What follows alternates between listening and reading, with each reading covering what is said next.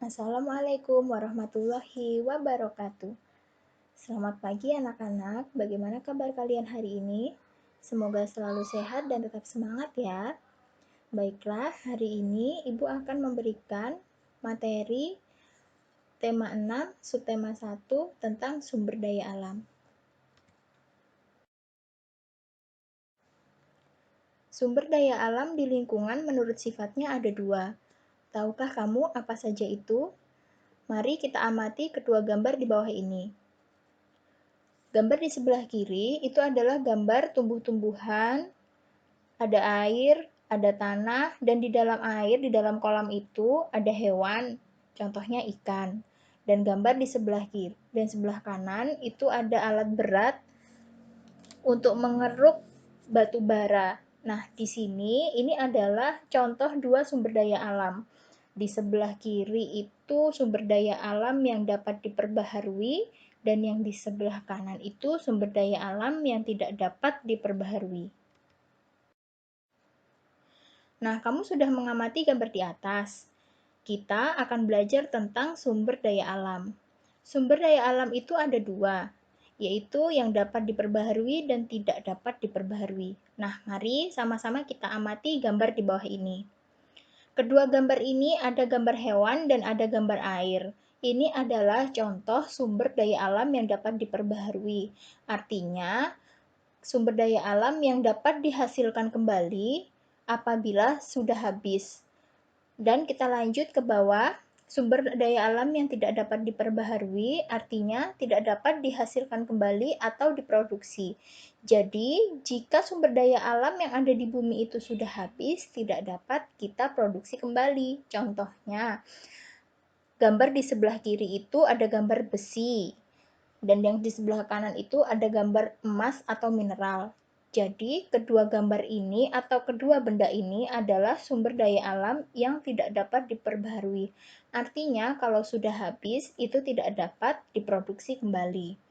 Nah, ada contoh lain sumber daya alam yang tidak dapat diperbaharui, misalnya batu bara, gas alam, aluminium, besi, nikel. Nah, itu contoh-contoh sumber daya alam yang tidak dapat diperbaharui. Jadi, jika benda-benda itu sudah habis, kita tidak dapat mendapatkannya lagi atau tidak bisa diproduksi kembali. Nah, slide selanjutnya ini adalah pengertian dari sumber daya alam beserta contohnya. Kita tadi sudah mengamati, melihat, dan mendengarkan penjelasan dari Ibu tentang sumber daya alam yang dapat diperbaharui dan tidak dapat diperbaharui. Nah, sumber daya alam meskipun dapat diperbaharui, kita juga tetap harus melestarikan. Contohnya ada hewan, tumbuhan, tanah, air, dan udara. Jika terus-menerus kita gunakan, bukan tidak mungkin seperti tumbuhan atau hewan itu sudah punah atau tidak bisa kita dapatkan kembali. Dan yang kedua, sumber daya alam yang tidak dapat diperbaharui. Nah, sumber daya alam yang tidak dapat diperbaharui ini jelas tidak bisa kita gunakan kembali apabila sudah habis. Jadi, melestarikan sumber daya alam adalah kewajiban kita. Caranya adalah dengan menggunakan secara hemat, menggunakan barang-barang yang hemat energi, dan mencari energi alternatif.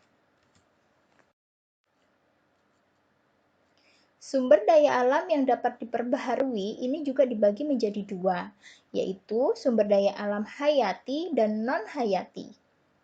Kita bisa lihat contohnya ya, sumber daya alam hayati itu ada makhluk hidup seperti manusia, hewan, dan tumbuhan. Kalau sumber daya alam non-hayati itu contohnya seperti tanah, air, dan udara. Jadi, dari kedua contoh itu kita dapat menarik kesimpulan bahwa sumber daya alam hayati itu adalah sumber daya alam yang berasal dari makhluk hidup. Sedangkan yang non-hayati adalah benda mati, tetapi masih dapat diperbaharui kembali. Kehidupan manusia amat bergantung pada sumber daya alam. Terkadang manusia kurang memanfaatkannya dengan baik. Mereka justru memburu hewan dan tumbuhan seenaknya. Akibatnya adalah hewan dan tumbuhan menjadi langka. Terjadi pencemaran air, udara, dan tanah. Bagaimana usaha agar sumber daya alam tidak cepat habis dan rusak? Kita harus lebih menjaga dan melestarikannya.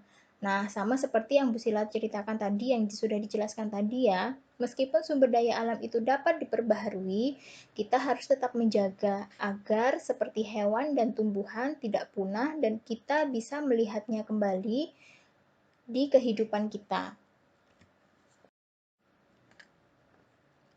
Tono anak yang rajin dan rapi. Semua benda yang ada di kamarnya tertata rapi. Ia selalu menjaga kebersihan lingkungannya. Tempat sampah selalu ada. Apakah kamu juga mempunyai kebiasaan seperti Tono? Coba kita sebutkan benda-benda yang ada di kamarmu. Mempunyai permukaan berbentuk segitiga, lingkaran, persegi, atau persegi panjang. Nah, ini cerita Tono saat dia membersihkan kamar. Di dalam kamarnya Tono itu ada banyak sekali benda-benda seperti Bu Sila sudah contohkan, ada bola, tempat pensil, bantal, dan hanger baju. Masing-masing gambar ini memiliki bentuk yang berbeda. Nah, bentuknya itu ada lingkaran, persegi panjang, persegi, dan segitiga. Kamu bisa mengamati ya, bentuk-bentuk di bawah ini tidak sama bentuknya dan namanya juga berbeda.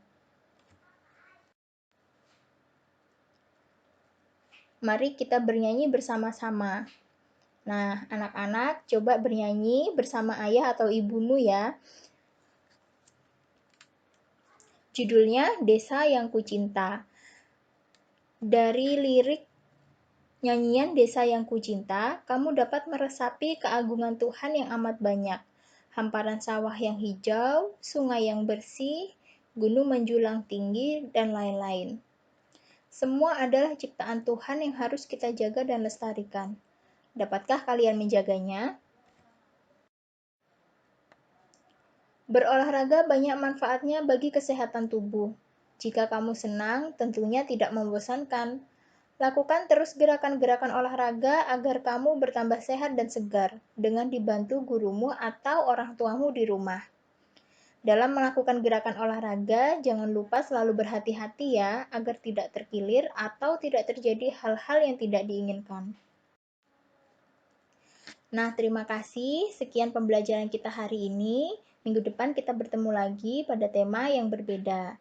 Bu Sila akhiri. Wassalamualaikum warahmatullahi wabarakatuh.